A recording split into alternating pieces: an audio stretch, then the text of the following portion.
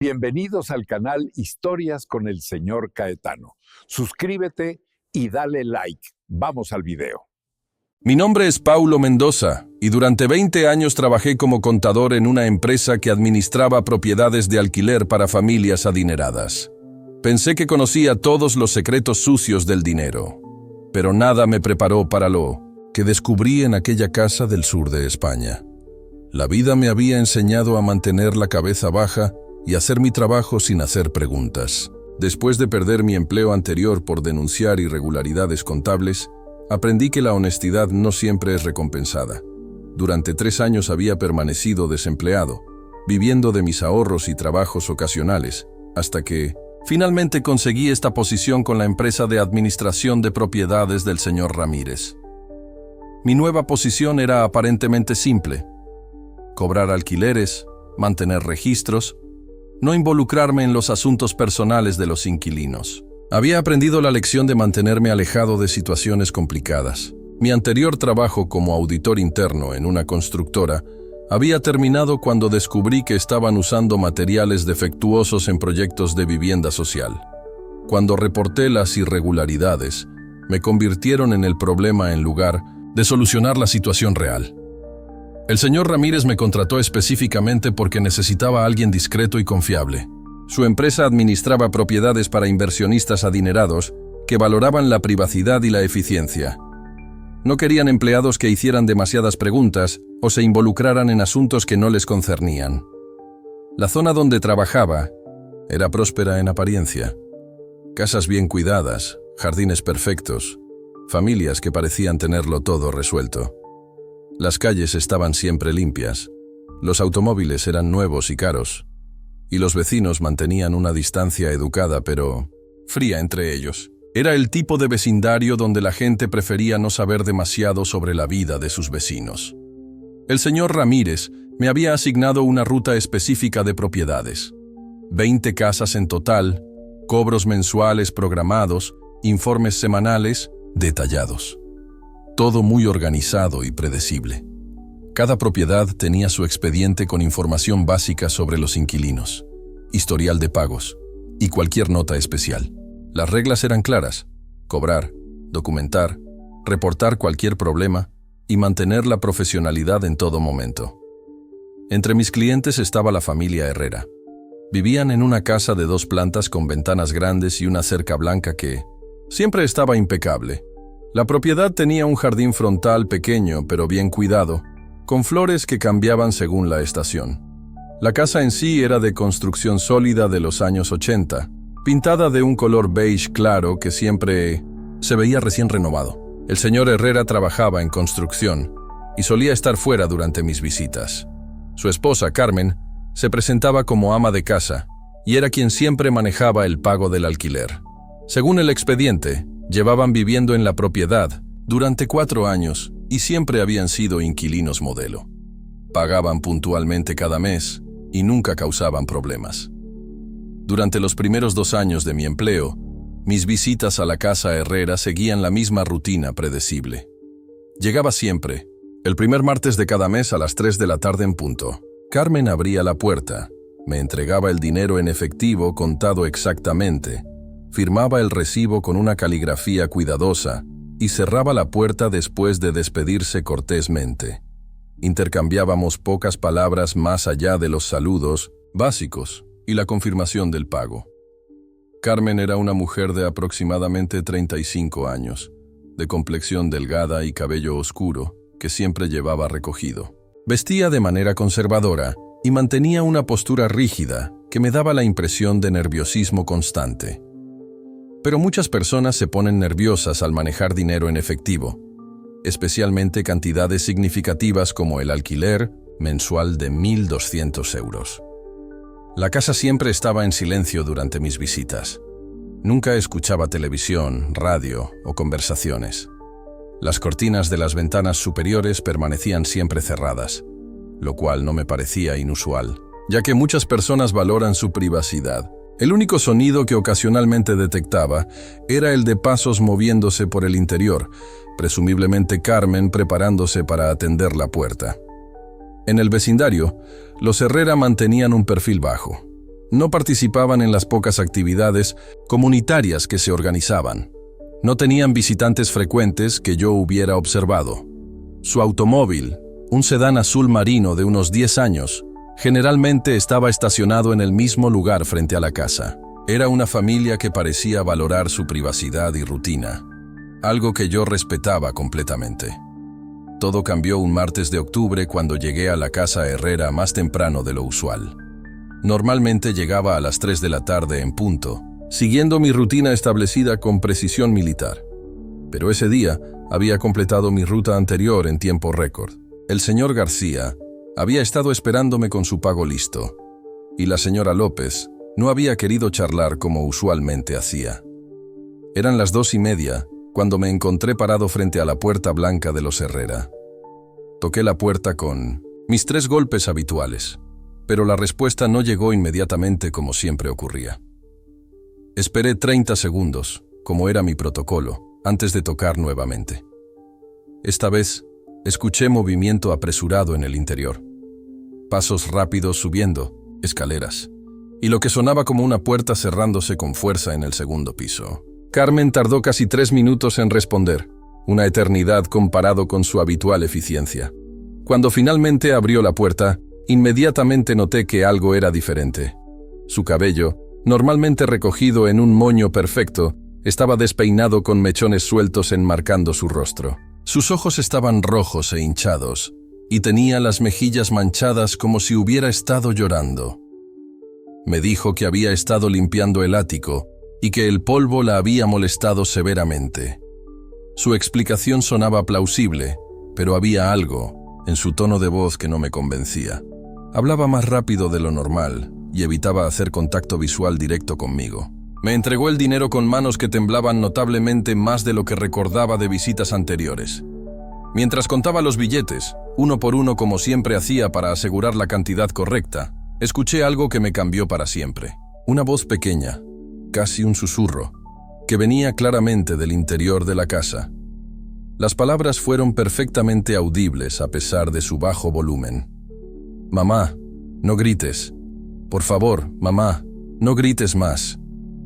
El tiempo se detuvo en ese momento. Carmen cerró la puerta inmediatamente después de que firmé el recibo, sin siquiera despedirse como era su costumbre. Me quedé parado en el porche de concreto durante varios minutos, procesando lo que había escuchado. La voz había sido inequívocamente de una niña muy pequeña, probablemente entre 6 y 8 años de edad.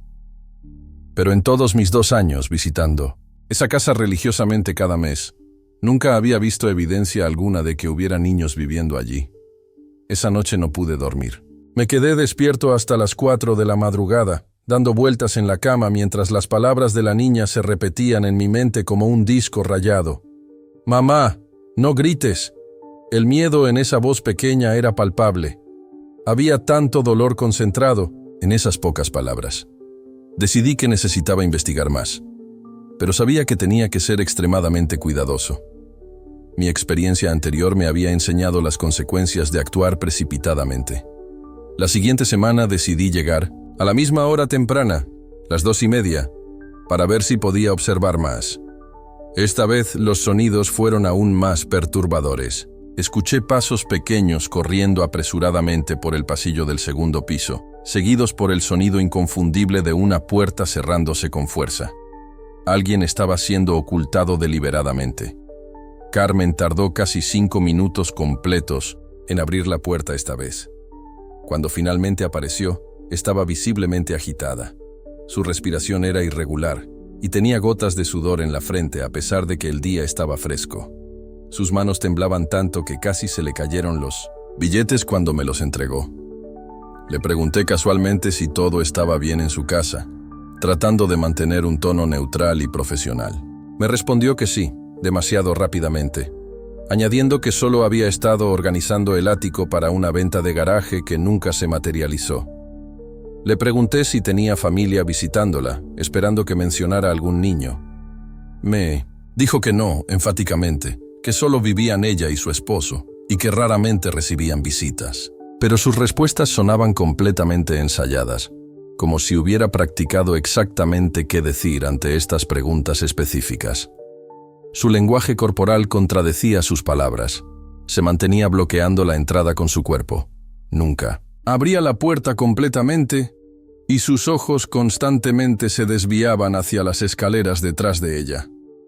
Durante las siguientes 4 semanas, implementé una estrategia más sistemática. Comencé a variar mis horarios de visita, llegando a diferentes horas y días de la semana. Llegaba temprano por la mañana, tarde en la tarde, incluso algunos sábados cuando técnicamente no tenía obligación de estar trabajando. Cada variación en mi horario revelaba nuevos detalles perturbadores. Cuando llegaba temprano en la mañana, alrededor de las 9, escuchaba sonidos que definitivamente no encajaban con una casa donde solo vivían 2 adultos. Pasos pequeños y rápidos moviéndose por el segundo piso. El sonido de lo que parecía ser alguien siendo regañado en voz baja. Una vez escuché claramente el llanto silenciado de una niña, tan suave que casi podría haber sido mi imaginación, pero tan real que me erizó la piel. La observación más perturbadora llegó un jueves por la tarde cuando llegué a las 5, una hora inusual para mí. Escuché muy claramente la voz de una niña pidiendo agua.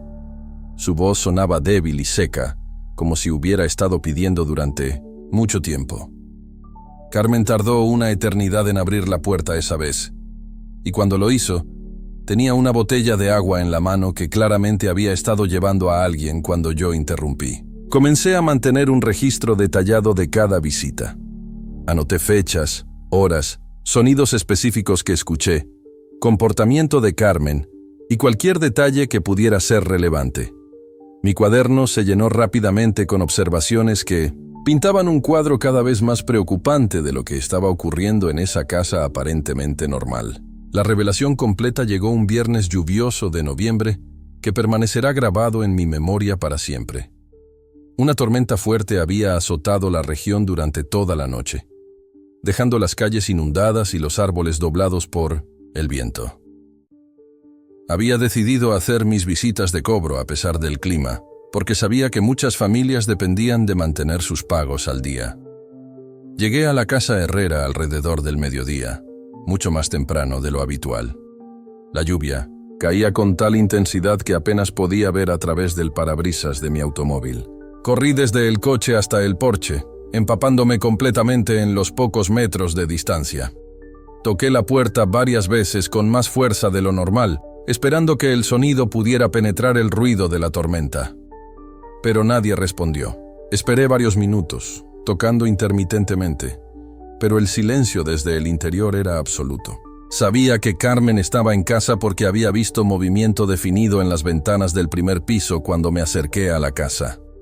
Después de 15 minutos esperando bajo la lluvia, decidí rodear la casa para verificar si había algún problema. Quizás Carmen no había escuchado mis golpes debido al ruido de la tormenta. Mi preocupación era genuina, ya que nunca había experimentado tal falta de respuesta en sus casas. La parte trasera de la propiedad tenía un pequeño jardín, descuidado que contrastaba marcadamente con el cuidado meticuloso del frente de la casa.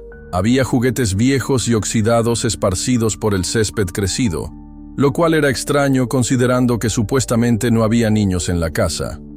Una pelota desinflada, un triciclo con una rueda faltante y lo que parecían ser restos de una casa de muñecas rota. En la parte trasera, una de las ventanas del segundo piso estaba parcialmente abierta, probablemente para permitir ventilación durante la tormenta. La lluvia había hecho que la cortina se pegara contra el vidrio, creando una abertura a través de la cual podía ver parcialmente el interior de la habitación. A través de esa ventana, vi algo que me cambió para siempre y que me perseguirá hasta el día de mi muerte. Una niña pequeña, de aproximadamente 8 años, estaba sentada en el suelo de lo que parecía ser un cuarto casi completamente vacío. No había cama visible, no había juguetes, no había muebles excepto por lo que parecía ser un colchón delgado en una esquina. La niña estaba terriblemente delgada, con su ropa colgando de su pequeño cuerpo como si fueran varios tamaños, demasiado grandes. Su cabello, que debería haber sido brillante y lleno de vida, estaba opaco, sucio y enredado. Sus brazos y piernas visibles mostraban lo que claramente parecían ser marcas y moretones en diferentes etapas de curación. En sus brazos tenía una muñeca de trapo que parecía haber sido hecha a mano, con retazos de tela de diferentes colores y texturas. La muñeca estaba tan gastada y remendada que era obvio que había sido el único compañero constante de la niña durante mucho tiempo. La niña estaba susurrando algo a su muñeca con una ternura que contrastaba dolorosamente con su situación obviamente desesperada. Me acerqué más a la ventana, usando el ruido de la lluvia para camuflar cualquier sonido que pudiera hacer. Pude escuchar que estaba contándole a la muñeca que todo iba a estar bien, que mamá no iba a gritar hoy porque papá no estaba en casa y la tormenta los mantendría ocupados. Su voz era exactamente la misma que había escuchado semanas atrás susurrando: «Mamá, no grites». Pero ahora podía ver el rostro que pertenecía a esa voz. Y era un rostro que llevaba el peso de sufrimiento que ningún niño debería conocer, jamás. En ese momento, la horrible verdad se cristalizó en mi mente como un rayo de Clarity que me atravesó hasta los huesos. Esta niña había estado viviendo en esa casa todo este tiempo, durante mis 2 años de visitas regulares, pero nadie en el mundo exterior sabía de su existencia. Carmen y su esposo la tenían completamente escondida de la sociedad. La niña vivía en condiciones que solo podía describir como una prisión. No tenía acceso a educación, no recibía atención médica, no tenía la libertad básica de salir al exterior que todo niño necesita y merece. Era mantenida como un secreto sucio, invisible para el mundo que continuaba funcionando normalmente a solo metros de distancia. Mientras observaba, horrorizado y sin saber exactamente qué hacer, la niña comenzó a guardar cuidadosamente pequeños pedazos de papel en los bolsillos de su muñeca. Me di cuenta de que había estado escribiendo o dibujando algo, usándolo, que parecía ser un lápiz muy gastado. Estos pequeños papeles parecían ser sus únicos medios de expresión y comunicación con el mundo exterior. La lluvia continuaba golpeando mi rostro mientras permanecía inmóvil, observando esta escena que desafía toda comprensión de la humanidad básica. Esta niña había estado gritando silenciosamente por ayuda durante años, y yo había estado demasiado enfocado en mi rutina profesional para escuchar sus súplicas desesperadas. Esa noche fue la más larga de mi vida. No pude dormir ni un solo minuto. Cada vez que cerraba los ojos, veía el rostro de esa niña y escuchaba su voz susurrando palabras de consuelo a su muñeca de trapo. La imagen de su cuarto vacío, de su cuerpo demacrado, de sus ojos que habían visto demasiado sufrimiento para su corta edad, se había grabado permanentemente en mi conciencia. Sabía que tenía que actuar, pero también sabía que tenía que hacerlo de manera extremadamente inteligente y cuidadosa. Mi experiencia anterior con denuncias precipitadas me había enseñado que buenas intenciones sin preparación adecuada pueden resultar en desastres. Si simplemente llamaba a la policía sin evidencia sólida e irrefutable, Carmen y su esposo podrían negar todo, trasladar a la niña a otro lugar, o peor aún, hacerle daño para silenciarla permanentemente. Durante los siguientes días, desarrollé un plan sistemático para documentar todo lo que pudiera sobre la situación. Sabía que necesitaba evidencia visual, audio, testimonial y circunstancial para construir un caso irrefutable que las autoridades no pudieran ignorar o desestimar. Comencé por equiparme adecuadamente. Compré una cámara pequeña con zoom potente que podía ocultar fácilmente. Adquirí una grabadora de audio digital del tamaño de un bolígrafo que podía activar discretamente. También compré binoculares compactos para observar la casa desde distancias seguras sin ser detectado. Durante las siguientes 2 semanas, establecí un patrón de vigilancia cuidadosa. Volví a la casa en diferentes momentos del día y de 1900 la noche, siempre manteniendo distancia suficiente para no levantar sospechas. Encontré varios puntos de observación en el vecindario desde donde podía ver la casa sin ser notado.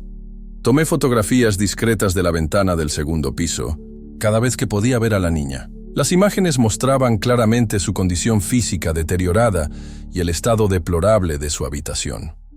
Logré capturar momentos cuando ella estaba escribiendo en sus pequeños papeles, cuando hablaba con su muñeca y cuando simplemente se sentaba inmóvil con una expresión de resignación que ningún niño debería tener. La evidencia de audio fue aún más poderosa. Logré grabar conversaciones entre Carmen y su esposo cuando regresaba del trabajo. Sus voces eran claras desde mi posición cerca de las ventanas abiertas. Hablaban sobre la niña como si fuera una carga, discutían sobre cuánto dinero gastaban en alimentarla y hacían referencias específicas a mantenerla callada y fuera de vista. Una noche, grabé una conversación particularmente reveladora.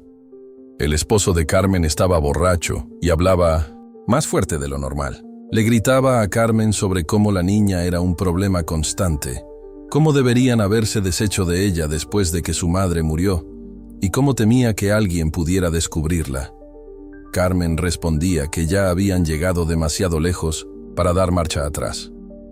También documenté meticulosamente los patrones de comportamiento de los Herrera. Anoté los horarios cuando salían de casa, cuando compraban comida, qué tipo de provisiones llevaban. Noté que compraban porciones de comida que no correspondían con una familia de 2 personas y que frecuentemente compraban artículos como vendas, medicamentos para niños y ropa de tallas pequeñas. Mientras reunía evidencia, también comencé a construir una red de apoyo profesional. Contacté a Elena Vázquez, una trabajadora social especializada en abuso infantil que había conocido años atrás durante mi trabajo anterior. Sin revelar detalles específicos inicialmente, le expliqué que había descubierto una situación potencial de abuso infantil y necesitaba asesoramiento sobre los procedimientos legales correctos. Elena me ayudó a entender las complejidades del sistema de protección infantil. Me explicó qué tipos de evidencia serían más útiles en casos como este, cómo funcionaba el proceso de investigación oficial y qué recursos estarían disponibles para la niña después del rescate. También me ayudó a comprender la importancia de no contaminar la evidencia con acciones ilegales de mi parte. También busqué el apoyo del padre Miguel, un sacerdote del barrio que tenía años de experiencia trabajando con familias en crisis. El padre Miguel tenía conexiones con organizaciones de protección infantil y había visto casos similares en el pasado. Me ayudó a entender las complejidades emocionales y psicológicas de la situación. El padre Miguel me preparó para lo que podría venir después del rescate. Me explicó que la niña habría desarrollado mecanismos de supervivencia complejos, que podría tener miedo de hablar incluso después de ser rescatada, y que el proceso de recuperación sería largo y difícil. También me ayudó a procesar mis propios sentimientos de culpa por no haber actuado antes. Durante este periodo de preparación, también comencé a hacer preguntas cuidadosas en el vecindario. Hablé con el cartero, quien confirmó que nunca había visto evidencia de niños en la casa Herrera. El repartidor de periódicos me dijo que había notado ocasionalmente cortinas moviéndose en el segundo piso, pero nunca había visto rostros. La vecina de al lado, una señora mayor llamada doña Isabel, resultó ser una fuente valiosa de información. Cuando le pregunté casualmente sobre los Herrera, me reveló que había escuchado sonidos extraños durante años, llantos ocasionales, voces susurrando y ruidos que no podía explicar. Pero había asumido que eran sonidos de la televisión o la radio. Doña Isabel también me contó que había visto a Carmen comprando ropa de niña en varias ocasiones, lo cual le había parecido extraño ya que nunca había visto niños visitando la casa. Cuando le preguntó a Carmen al respecto, Carmen le dijo que la ropa era para sobrinas que vivían en otra ciudad. Después de 2 semanas intensas de investigación, había reunido un dossier completo que incluía fotografías, grabaciones de audio, testimonios de vecinos, documentación de patrones de comportamiento sospechoso y un análisis detallado de la situación. La evidencia era abrumadora e irrefutable. Era más útil. También hablé con el padre Miguel, un sacerdote del barrio que tenía experiencia trabajando con familias en crisis.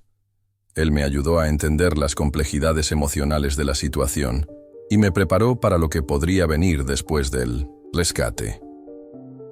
El momento llegó un lunes por la mañana. Había reunido suficiente evidencia y había coordinado con las autoridades apropiadas. Elena, la trabajadora social, había organizado un equipo que incluía policía especializada en casos de menores y personal médico. Llegamos a la casa Herrera a las 10 de la mañana. Carmen abrió la puerta como siempre, esperando que fuera solo yo para el cobro mensual. Su expresión cambió completamente cuando vio a todo el equipo detrás de mí, Elena tomó la palabra. Le explicó a Carmen que habíamos recibido reportes sobre una menor viviendo en condiciones inadecuadas en su casa. Carmen negó todo inmediatamente. Dijo que no sabía de qué estábamos hablando, que solo vivían ella y su esposo, pero teníamos una orden de registro. Los oficiales entraron a la casa mientras Elena y yo permanecimos con Carmen. Podía escuchar pasos subiendo las escaleras, puertas abriéndose, voces comunicándose por radio. 15 minutos después, uno de los oficiales bajó las escaleras cargando algo que me rompió el corazón. Era la niña que había visto por la ventana, pero estaba en peores condiciones de las que había imaginado. Estaba desnutrida, claramente asustada, y se aferraba a su muñeca de trapo como si fuera lo único real en su mundo. Carmen comenzó a gritar cuando vio a la niña. Decía que podía explicar todo, que la niña era su sobrina, que estaba cuidándola temporalmente, pero sus explicaciones no tenían sentido y contradecían toda la evidencia que habíamos reunido. En las horas siguientes, la historia completa comenzó a emerger. La niña se llamaba María y había estado viviendo en esa casa durante 3 años. No era sobrina de Carmen. Era la hija de una mujer que había trabajado para los Herrera como empleada doméstica. Cuando la madre de María murió en un accidente, los Herrera se hicieron cargo de la niña, pero no legalmente. En lugar de contactar a las autoridades o buscar familiares, decidieron mantenerla en secreto. La trataban como una sirvienta, la obligaban a limpiar y cocinar, y la castigaban severamente si hacía ruido o trataba de salir. María nunca había ido a la escuela, nunca había visto a un médico, nunca había tenido contacto con otros niños. Su mundo se limitaba a 2 cuartos en el segundo piso de la casa y ocasionalmente la cocina cuando tenía que trabajar. La muñeca de trapo que siempre cargaba había sido su único compañero durante esos 3 años terribles. Ella misma la había cosido usando retazos de tela que había encontrado. La muñeca tenía pequeños bolsillos donde María escondía palabras escritas en papel. Palabras que había aprendido sola, mirando libros viejos que había encontrado en el ático. Los Herrera fueron arrestados inmediatamente. Se les acusó de secuestro, abuso infantil, trabajo infantil forzado y múltiples violaciones de derechos humanos. La evidencia era abrumadora. Además de mi testimonio y documentación, los investigadores encontraron el cuarto donde María había estado viviendo, que confirmaba todas las acusaciones. El juicio fue largo y difícil. Los abogados de los Herrera trataron de presentar su caso como un malentendido, afirmando que realmente creían estar ayudando a María. Pero la evidencia médica y psicológica demostraba claramente el abuso sistemático que había sufrido. María fue colocada temporalmente en un hogar especializado para niños que habían sufrido trauma severo. Elena, la trabajadora social, se convirtió en su defensora principal y trabajó incansablemente para asegurar que recibiera la mejor atención posible. Durante el juicio, María tuvo que testificar, pero el sistema legal hizo todo lo posible para protegerla del proceso. Usaron terapeutas especializados y técnicas apropiadas para la edad para obtener su testimonio sin retraumatizarla. Después de 6 meses de procedimientos legales, los Herrera fueron condenados. Carmen recibió una sentencia de 15 años de prisión. Su esposo, quien había sido el principal perpetrador de los abusos físicos, recibió 20 años. Ambos también fueron obligados a pagar compensación financiera para el cuidado y educación futura de María. Pero la justicia legal fue solo parte de la historia. La justicia real vino en formas que los Herrera nunca esperaron. Su caso se volvió público y su reputación en la comunidad fue completamente destruida. Perdieron su casa, sus trabajos y el respeto de todos los que los conocían. La empresa para la que trabajaba también enfrentó consecuencias. Fueron investigados por no tener protocolos adecuados para identificar situaciones de abuso en sus propiedades. Tuvieron que implementar nuevos procedimientos de seguridad y capacitar a todo su personal sobre señales de alarma. La verdadera victoria vino al ver la transformación de María. En los meses siguientes al rescate, con terapia adecuada, atención médica y educación, comenzó a florecer de maneras que parecían imposibles. Elena logró rastrear a una tía lejana de María que vivía en otra ciudad. Después de verificaciones exhaustivas y preparación cuidadosa, María fue colocada con esta familia que la recibió con amor genuino. Por primera vez en años, María tenía una familia real. La adaptación no fue fácil. María había perdido años cruciales de desarrollo social y educativo, pero con apoyo especializado, comenzó a recuperar el tiempo perdido. Aprendió a leer correctamente, comenzó la escuela, y lentamente desarrolló la confianza para hacer amigos. Su muñeca de trapo permaneció con ella durante todo el proceso. Los terapeutas la usaron como herramienta para ayudar a María a procesar sus experiencias. Eventualmente, María decidió donar la muñeca a otros niños que habían pasado por experiencias similares, diciendo que quería que otros niños supieran que no estaban solos. El caso de María llevó a cambios importantes en nuestra comunidad. Se establecieron nuevos protocolos para empresas de administración de propiedades. Ahora todos los empleados que tienen acceso regular a hogares deben recibir capacitación sobre identificación de abuso infantil. Se creó una línea telefónica anónima para reportar sospechas de maltrato infantil. La comunidad organizó programas de concientización en escuelas y centros comunitarios. El caso se volvió un catalizador para conversaciones más amplias sobre protección infantil. Elena, la trabajadora social, utilizó el caso para abogar por más recursos para servicios de protección infantil. Su trabajo ayudó a asegurar financiamiento adicional para programas de prevención y intervención. El padre Miguel organizó grupos de apoyo para familias en riesgo y programas educativos sobre derechos de los niños. La iglesia se convirtió en un centro de recursos para familias que necesitaban ayuda. Este caso cambió mi vida de maneras que nunca esperé. Aprendí que mantener la cabeza baja y no hacer preguntas no es neutralidad, es complicidad. Cuando vemos injusticia y no actuamos, nos convertimos en parte del problema. También aprendí sobre el poder de las personas comunes trabajando juntas. Elena, el padre Miguel, los vecinos que finalmente hablaron, los oficiales que manejaron el caso con cuidado, todos jugamos un papel en salvar a María. Ninguno de nosotros podría haberlo hecho solo.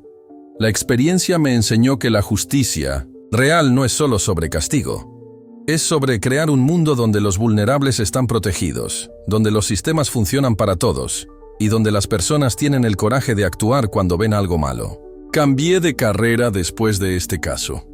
Ahora trabajo para una organización sin fines de lucro que se enfoca en prevención de abuso infantil. Uso mi experiencia para capacitar a otros en reconocer señales de alarma y saber cómo responder apropiadamente. 5 años han pasado desde el rescate de María. Ella ahora tiene 13 años y está prosperando en su nueva vida. Es una estudiante excelente, tiene amigos cercanos y ha desarrollado una pasión por escribir. Dice que quiere ser escritora para contar historias que den voz a niños que no pueden hablar por sí mismos. Los Herrera siguen en prisión. Carmen ha expresado remordimiento y está recibiendo terapia, pero sus acciones causaron daño que nunca podrá ser completamente reparado. Su esposo mantiene que no hizo nada malo, lo que muestra que algunas personas nunca aceptan la responsabilidad por sus acciones. María y yo mantenemos contacto ocasional. Ella me ha dicho que está agradecida de que alguien finalmente escuchó su voz y decidió actuar. Dice que ahora entiende que hay adultos en el mundo que protegen a los niños en lugar de lastimarlos. Su historia se ha convertido en inspiración para otros sobrevivientes. Elena la ha invitado a hablar en conferencias sobre protección infantil, siempre respetando su privacidad y bienestar emocional.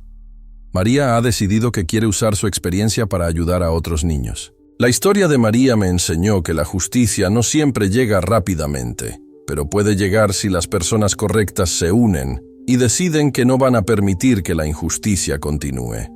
No todos tenemos el poder de cambiar sistemas completos, pero todos tenemos el poder de prestar atención y actuar cuando vemos algo malo.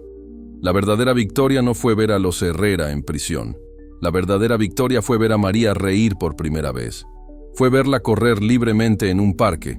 Fue escucharla hacer preguntas sobre el mundo con la curiosidad natural de una niña, que finalmente tenía la libertad de aprender y crecer. Cada vez que veo injusticia ahora, recuerdo la voz pequeña que susurró mamá: «No grites, recuerdo que, detrás de cada situación aparentemente normal, puede haber alguien que necesita que prestemos atención, que actuemos, que no desviemos la mirada. La justicia llegó para María no porque el sistema funcionó perfectamente, sino porque personas imperfectas decidieron hacer lo correcto. Esa es una lección que llevo conmigo todos los días. En un mundo donde es fácil ignorar los problemas de otros, elegir actuar es elegir ser parte de la solución. María ahora tiene una voz fuerte y clara. Ya no susurra pidiendo silencio. Habla con confianza sobre sus sueños, sus planes, su futuro. Esa transformación es la justicia más poderosa de todas.